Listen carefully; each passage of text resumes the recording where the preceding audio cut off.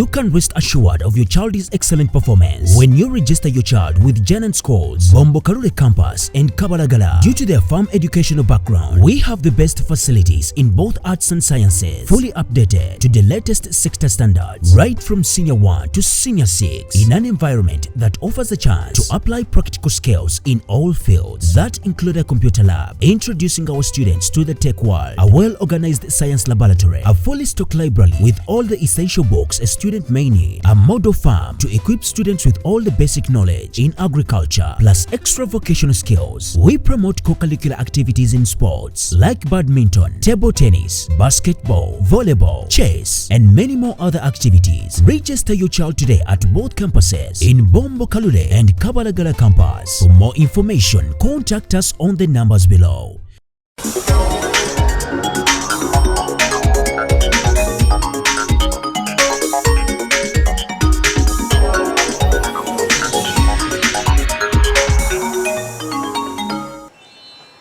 Yeah, thank you.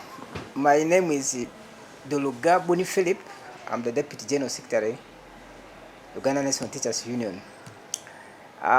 We heard of the story. It's a very unfortunate story. We condemn to the highest level that practice. It is very unprofessional practice, and we shall never leave it to that level. We condemn to the highest level. First of all, performance has a lot of factors. It is not the teachers alone. We have the learners, we have the parents, we have the district local government, the school, all plays a very big role in trying to address the issue of performance. First of all, the LC5 has no jurisdiction over teachers. He is not the employee of the teachers. The teachers were employed by the District Service Commission. What happened at the time when they were attending interviews? If the issue is incompetence, why don't they discover at that moment? Somebody has been recruited, employed, and therefore if it is the issue of performance, they should address the issue of the performance in a professional way. Take, for instance, the district of Nakaseke. For over a good number of years, if you look at the national average scores, they have been at the tail end. Was that being brought by the teachers? Now the LC5, as a political head, what has he done to address this persistent poor performance in Nakaseke? How much money have they voted to improve education system in the district? What has he done as a district executive committee head to address some of these challenges? So it is better they look at the underlying factors other than putting the teachers to a humiliating situation, which is very embarrassing. And for now, we are going to follow it up because we have our people on the ground. Today, we are going to get the reports, and once we get the detailed information, then we shall see what we shall do next. But otherwise, we condemn this to the highest level. It is very unprofessional behavior, and therefore the LC5 must be warned, must stand warned. What he's doing is very outrageous and therefore very unprofessional. Has been now the second time. I remember some 2 years ago, he also misbehaved in the same way, but we handled him professionally, and we are going to do the same way. I think this time we did it stealthily. Even our people on the ground were not aware.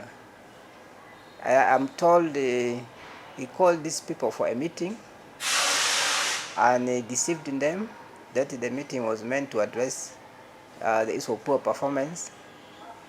Now he pretended, he started talking about performance, and then later on, of course, he made these people to register according to their subjects they teach. Then later on, he brought them, he said, this is a questionnaire. Let us fill this questionnaire to address on how best we can address the poor performance. Now, on the receipt of the questionnaires, these people discovered it was the mock exam for last year. So, first of all, the teachers themselves were not aware. For them, they thought they were going to fill the questionnaire, but to their surprise, they got what? The mock exams for last year. Of course, probably they might have been intimidated to do it, but I don't think it is a proper way. First of all, the LC5 chair has gone beyond his boundary, and therefore the district local government must also take note. And for us as a union, we shall deal the same way we dealt with him the previous years. Has been now the second time. I remember some 2 years ago, he also misbehaved in the same way, but we handled him professionally, and we are going to do the same way. I think this time we did it stealthily. Even our people on the ground were not aware.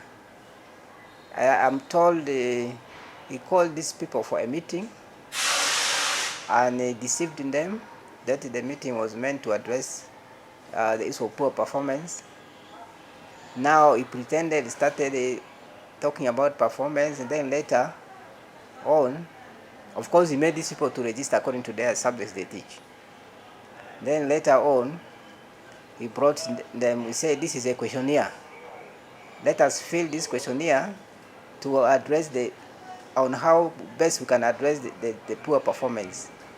Now, on the receipt of the questionnaires, these people discovered it was the mock exam for last year. So, first of all, the teachers themselves were not aware. For them, they thought they were going to fill the questionnaire, but to their surprise, they got what? The mock exams for last year. Of course, probably they might have been intimidated to do it, but I don't think it is a proper way. First of all, the LC5 chair has gone beyond his boundary, and therefore the district local government must also take note. And for us as a union, we shall deal the same way we dealt with him the previous years.